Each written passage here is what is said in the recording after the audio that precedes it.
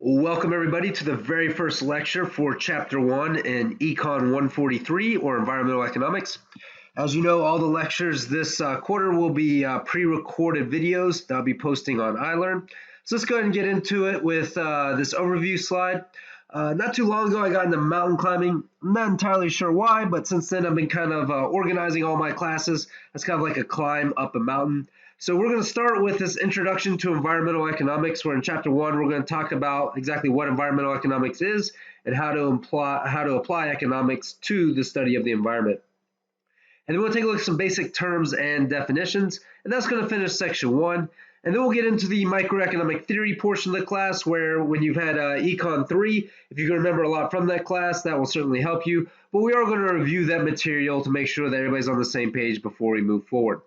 And then we'll get into the environmental policy section of the class. We'll talk about things like finding the optimal level of pollution and looking at potential solutions to environmental issues through market trading strategies. And then Chapter 7 is going to be on natural resource management, where we're going to focus on how to manage renewable resources. And then Chapter 8 is going to be on permaculture, which is kind of how to get the most out of a little bit of land if you want to grow your own organic fruits and vegetables. And so we have a section on that as well. So that's kind of the overview for the class, and we'll keep on coming back to this as we move through the course, right, showing you kind of where we've been and where we're going to go. So in this first chapter, Chapter 1, what is environmental economics? We're going to be talking about just that, how to apply the laws of economics to the environment. And so here's the quick overview for this chapter. For every chapter, I'll give you an overview slide, tell you what we're going to cover, and then we'll start talking about these things. And then I'll give you a review slide at the end saying here's what we did cover, and here's kind of the important parts of the chapter. So we're going to start off with what is environmental economics, or the definition of environmental economics. And then we'll talk about the power of incentives by examining a couple policies, including the Worcester pay-as-you-throw trash removal system and the California plastic bag ban that was passed in 2016. And then we're going to study this idea of perverse incentives and secondary effects. And we'll talk about a couple of policies that applies to. And then we'll look at the difference between positive versus normative economic statements, and then the economic versus moral approach to environmental issues. And then we're going to finish up that section here with the fields of environmental and natural resource economics. And then our third and last video for Chapter 1 is going to be on the global warming debate. So we're going to separate this chapter into 3 videos. And then the future chapters will also be separated into shorter videos as well, just so that you can kind of break them down, not get too bored watching any one video, and then watch them at your leisure. So let's go ahead and get started here. Environmental economics is the application of the principles of economics to the study of how environmental resources are managed. So we're talking about the principles of economics. We're talking about how to get the most out of our scarce resources, or try to maximize our benefits relative to our costs within existing constraints. With that in mind, environmental economics could be something along the lines of how to get the most production out of our current natural resources. It could be limiting pollution in order to optimize air quality, or it could be using certain gardening and farming techniques to, again, maximize your sustainable crop yield or get the most out of a given piece of land. And that's what that last part on permaculture is going to be all about. Right. So this can draw on elements from a bunch of different fields in economics. The one that we'll be drawing on most is microeconomics, which is the study of the behavior of individuals and small groups in order to get the most out of our scarce resources. But there'll be a little bit of stuff in here about macroeconomics, which is the study of an entire economic system and aggregate markets within that system. So even though this class will be focusing on microeconomics more, we will be talking about how our attempts to improve the environment are going to affect the economic system as a whole. Right. We're also going to be drawing on some elements of economic development. That's kind of the study of why some nations are rich and others are poor, and the process by which poor nations can become rich nations. How do different countries care about the environment differently based off of their current economic standing? And again, how does taking certain environmental measures affect these economies of various wealth differently? We're also going to be drawing on economic philosophy. That's economic theories concerning rationality, public welfare, and social choice. So we'll talk about how these environmental policies affect people differently and maybe how to maximize welfare under these different environmental policies. And we'll talk a little bit about political economy as well. This is the study of the incentives faced by politicians and how they make decisions in response to those incentives. And that's certainly going to play a key part in why some policies are passed and others are not within the realm of trying to protect the environment. And included in that is this idea of policy analysis, or the performance of public policy in terms of costs and benefits. So that's kind of where we're going to be headed with this particular class. Again, how does economics apply to the environment?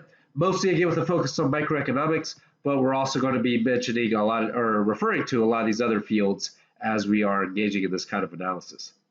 Right.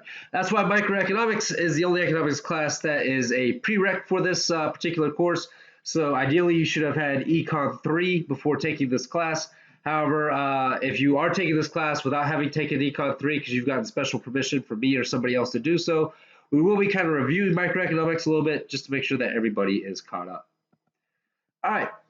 So basic economics starts with this idea that incentives matter, or people respond in what we'd say is mostly predictable ways to changes in costs and benefits.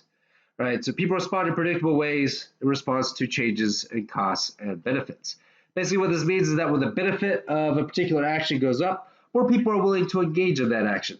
If the cost of a particular action goes up, less people are willing to engage in that action. And again, we try to maximize our benefits relative to our costs under the constraints that we're given. So individuals and households tend to maximize happiness or utility, while businesses often tend to try to maximize profits. And all that is important for understanding, again, how choices are going to affect the environment. When we talk about maximizing utility for individuals and households, what we're really talking about is how to maximize that happiness. And so a lot of people will blame businesses in their attempt to maximize profits on, say, causing pollution or certain destruction to the environment. But we as individuals make choices all the time that add to pollution in order to lead a more happy or fulfilling life. For example, a lot of us might choose to drive our own car to work or school versus, say, maybe taking public transportation or carpooling, because the increased pollution to the environment to us is worth the increased comfort of having our own vehicle. Right? I'm not saying that is right or wrong. I'm saying it's a choice that people make all the time. Right? People might do things like pour paint thinner down the sink drain instead of, say, properly disposing of it. They might drive less fuel-efficient cars because they prefer the style or convenience of that bigger vehicle. Right? So a lot of times people will make decisions just to maximize their happiness that is going to result in lower environmental quality. Businesses, of course, in an effort to maximize profits, might also make decisions to lower that environmental quality. So it's a thing that we commonly do. And in this class, we're going to try to get away from the idea of that being right or wrong and just talk about the conditions in which people make these kinds of decisions. Right, so with that in mind, let's talk about a few ways in which we try to harness this power of incentives, or this idea that people respond to incentives, in an effort to help protect the environment. So one of the case studies we're going to talk about is the Worcester pay-as-you-throw trash collection system. So in most cities, when you are paying to have your trash collected, you pay a flat rate per month.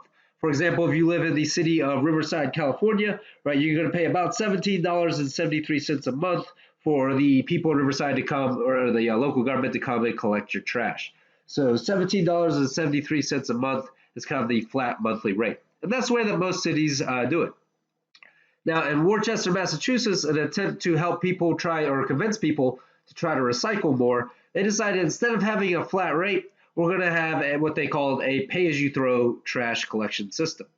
So they adopted this program in 1993, and the way it works is it charged all residents $1.50 for a large 30-gallon trash bag and 75 cents for a smaller 15-gallon bag.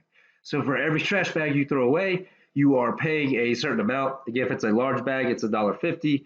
If it's that smaller 15-gallon bag, it is 75 cents. So what was the effect of this policy? So in the same way that when people pay a flat rate for an all-you-can-eat buffet, they tend to eat a lot more than when they pay per meal, people tend to throw away a lot more trash when they pay a flat rate that allows them to throw away as much trash as they want versus when they pay per trash bag that they throw away. So here were some of the effects of this policy. Firstly, recycling went from 2% to 38%. So when people recycle, that's trash that they're not throwing away in these trash bags, and so they're not paying these $1.50 for the 30-gallon trash bag if they can recycle that material instead. So recycling rates went way up because people, again, are trying to lower their cost of throwing away that trash. The Worcester residents averaged about 400 pounds of trash per person per year. To give you an idea of how that compares, the national average is about 900 pounds of trash per person per year. So Worcester residents went down to less than half that national average when they had to pay per trash bag that they were throwing away. An estimated 400,000 pounds of trash that would have ended up in landfills was recycled instead. So that increase in recycling reduced about 400,000 pounds of trash that would have ended up in a landfill. And the program has saved Worcester an estimated $10 to $20 million over 20 years. And the revenues that were used to support the revenues were used to support this curbside recycling program. So the $10 to $20 million that they saved on trash collection was used to support recycling and help increase recycling in Worcester. So over that 20-year period that this program was analyzed, right, those are kind of the major effects. Now, it wasn't all good. There were some side effects, one of which is that there were some increased issues of illegal dumping. So people, again, will be charged if they would throw trash away on their property, right? But if they were dumping trash illegally in places where they shouldn't, then they wouldn't necessarily get charged for that because nobody knew that that trash came from them. So you had a lot of cases where people were illegally dumping trash everywhere, and that not only hurt the environment, but it created a difficult situation to monitor, again, exactly how much trash people were throwing away. So some of these numbers could be skewed by that. Also, there were complications in how to apply this system to apartment complexes where people share a communal dumpster. So if you live in an apartment with, say, 50 or 60 other residents, and you're all throwing trash away in a communal dumpster, it's kind of hard to know who's throwing away what trash there, right? People could be throwing away trash loose, not in bags. And again, it's kind of difficult to charge people in that kind of way. So the system wasn't perfect. It did have some issues, but there was a lot of good that seemed to come out of that system. If you're interested in learning more about this, the Worcester Pay-As-You-Throw trash removal paper is located up there on iLearn under additional readings, so you can check it out if you wish.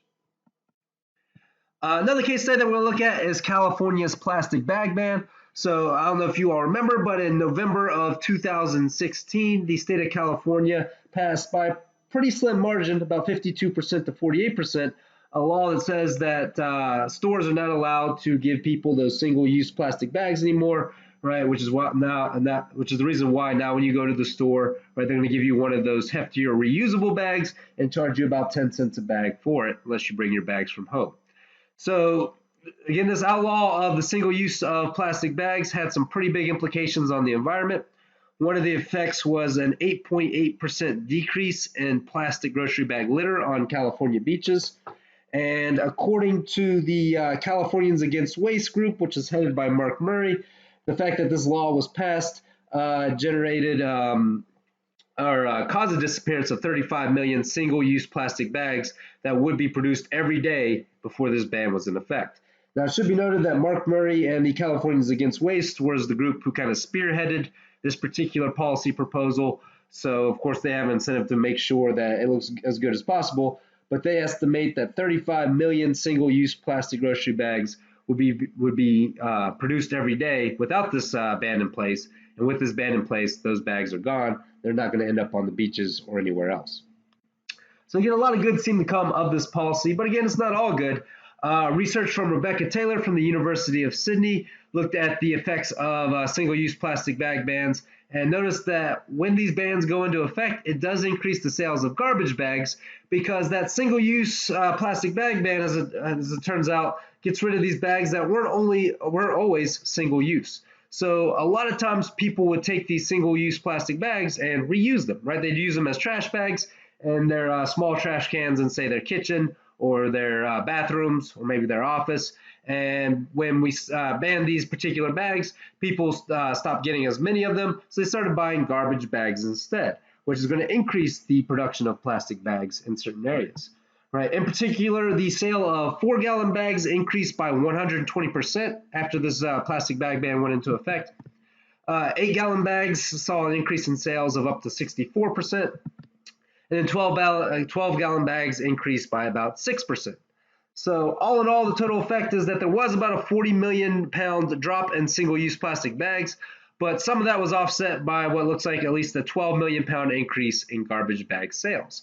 So even though it reduced the production of the single-use plastic bags, it did increase the production and sale of garbage bags, right? So again, some of this was at least offset, or at least some of this was offset by an increase in garbage bag usage, right? And that's going to bring us to our next topic, which is the idea of perverse incentives and secondary effects, right? So again, people respond to incentives in ways that are mostly predictable. But sometimes when you institute a policy and create some perverse incentives, or in other words, influence people in a way that maybe you didn't intend, or in a way that you don't necessarily want to influence them, and create some secondary effects that could cause your policy, which started out as a good one, turned out to be maybe a not so good one. So let's go through a few examples of how this works. So a perverse incentive is any incentive created by a policy that works against the overall objective of the policy, right? So again, it's an incentive that works in the opposite direction of how you hoped to influence people's behavior, right? And a secondary effect is the indirect impact of an event or policy that may not be easily and immediately observable. Now, it doesn't mean that you can't observe it from the outset. It just means that you have to think a little bit harder about this policy, maybe to see what the secondary effect would or should be. Right, so again, it's a policy that you can see, but it's not easily and immediately observable. It's something that you might only see if you study policies like this a lot, or something that you may only see in the future as the effects of this policy bore themselves out. So with that in mind, an example of this is an environmental regulation designed to protect the red cockaded woodpecker, and that was passed in Florida. So the red cockaded woodpecker was on the endangered species list. It was a bird that was going extinct, but not quite extinct yet, and they wanted to make sure that this bird was going to be around for future generations. So they passed an environmental law that says, hey, there's a certain type of tree that this woodpecker likes to nest in, and if you have these trees on your property and woodpeckers nesting in them, then you are not allowed to build within a certain amount of feet of that tree, because you would disturb the natural habitat of this endangered species. Right, so I'm going to draw a quick picture here to kind of show you how this policy works. So just a quick note about my artistic skills is that they are not particularly good. I was a good artist back in kindergarten, and then I kind of retired from art for a while, so my skills really haven't evolved since then. And what's worse is I'm drawing on a vertical laptop screen, which is probably going to make my art even of a lower quality than it otherwise would be. But again, you have these certain types of trees. So here's my tree here, the roots and everything that these woodpeckers like to nest in. So let's say that you got one of these trees on your property. Okay.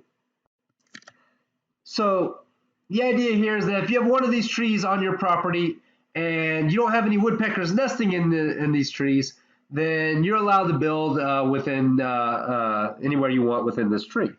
But as soon as one of these woodpeckers that is going endangered here, that's my woodpecker there. As soon as you have one of these woodpeckers nesting in this tree, then you are no longer allowed to build within a certain amount of feet of that tree. It might be like 50 feet or so, but it's going to build like a kind of halo around this tree that you're not allowed to build within.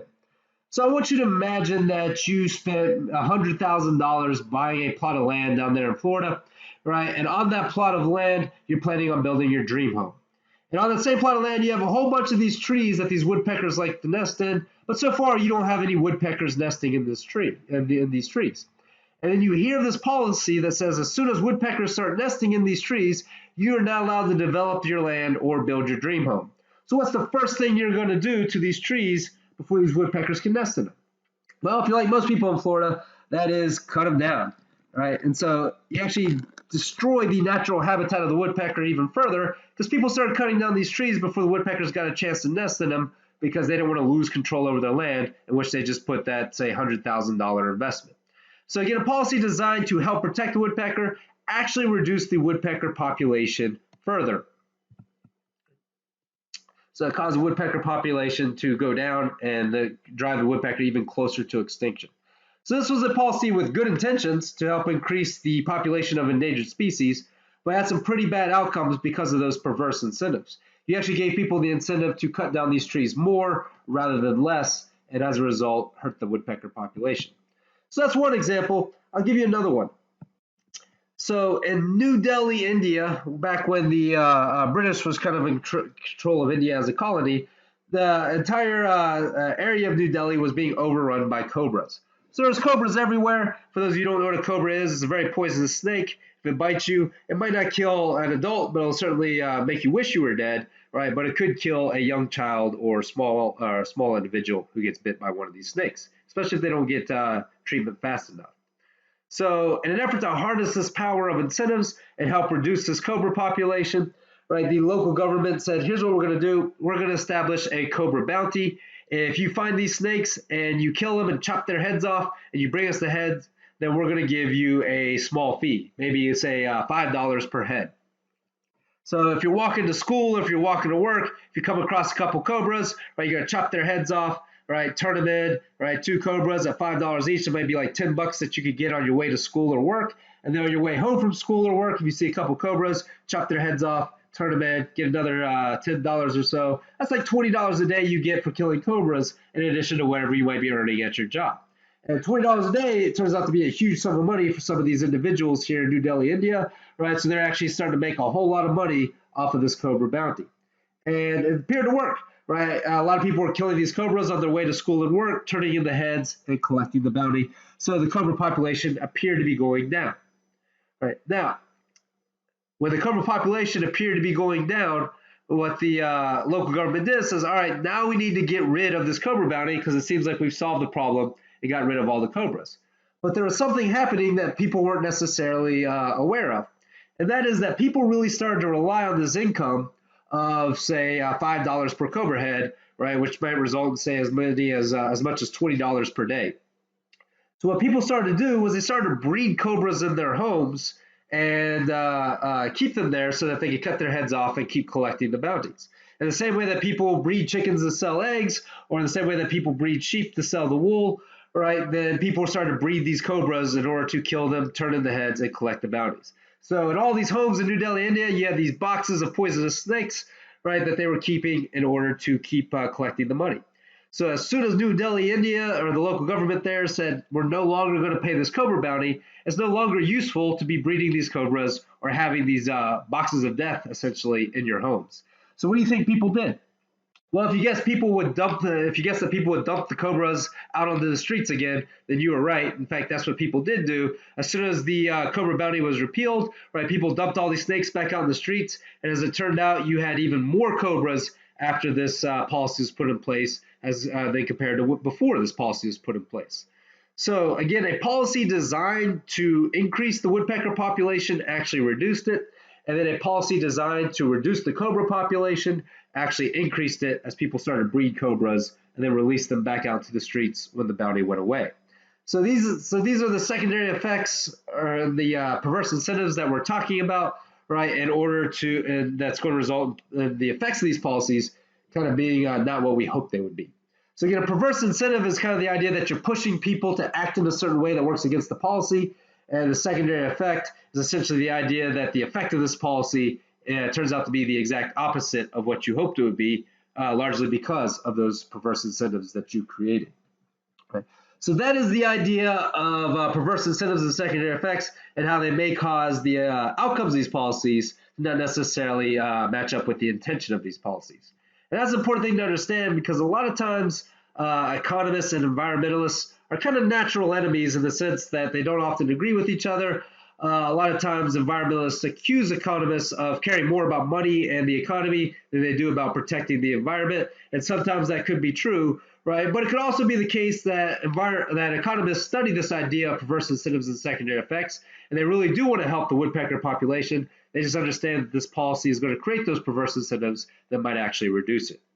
So it's important that you kind of understand and start to be able to pick out what these perverse incentives might be, right? So that your policies that you hope would help the environment don't actually end up hurting the environment. And that's going to bring us to another case study, which is the Clean Air Act.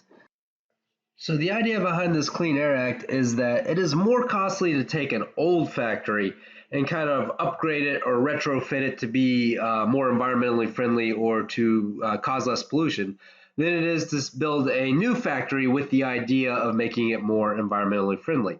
So what the Clean Air Act did is it had more stringent pollution control requirements for new sources of pollution, so for new factories or factories that have been recently upgraded, than it did for factories that were already in existence before this act was in place.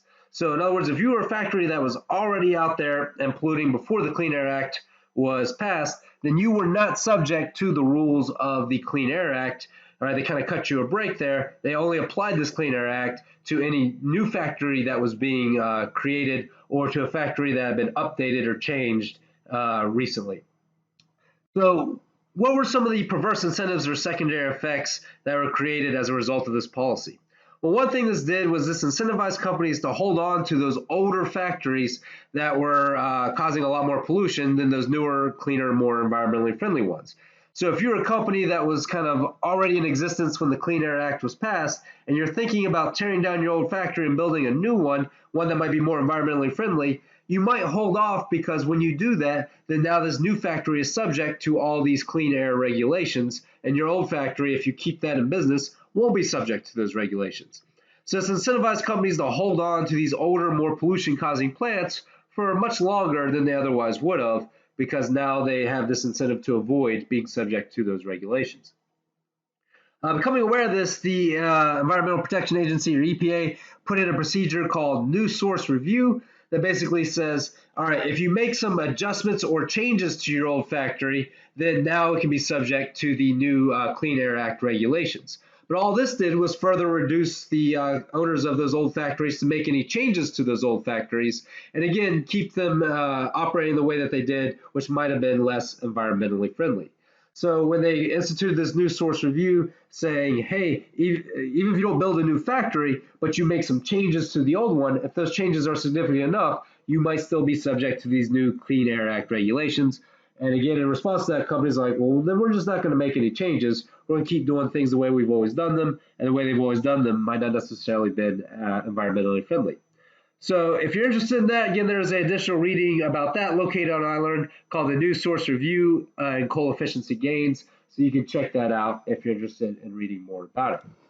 So again, this is an idea of perverse incentives or secondary effects that's caused a policy that we hoped would help the environment may actually hurt the environment as people hold on to their older, more pollution-causing methods. And that's going to be it for the first part here of the class, or the first part of our Chapter 1 lecture. So that's the first video. You can go ahead and move on to Part 2, or you can take a break before watching that second video. But we're going to pick it up with the next video talking about the difference between positive versus normative economic statements. Hope you're enjoying the lecture so far. Please let me know if you have any questions. Stay safe and healthy, and I'll see you next time for Part 2 of Lecture 1.